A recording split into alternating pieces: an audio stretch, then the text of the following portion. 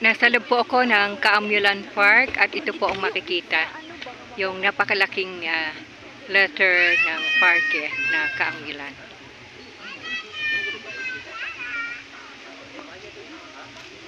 Makikita rin po yung mga kabahayan.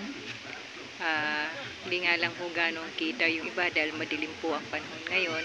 Medyo nangungulimlim po. So,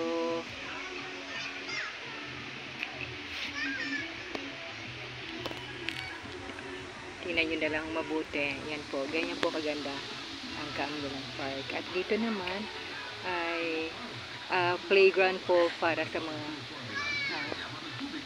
kabataan.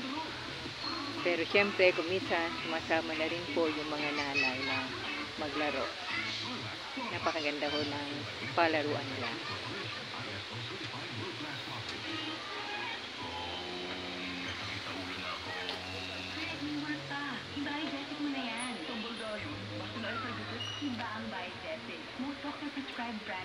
Yung makikita naman po dito ay sa right side, pag pumasok po kayo sa kanan, ay ang Paula's Resto Cafe.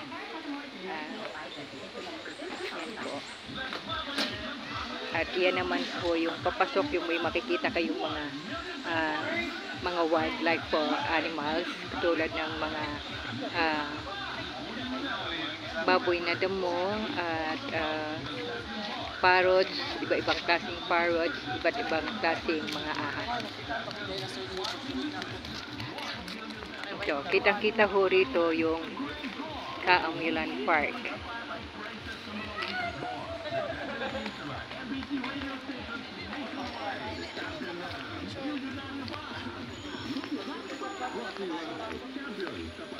Yung tinutumbok ko po na yan ay kung gusto nyong mga bayo po ay pwedeng upahan yon at pwede kayong sumakay at 4 oras po siya.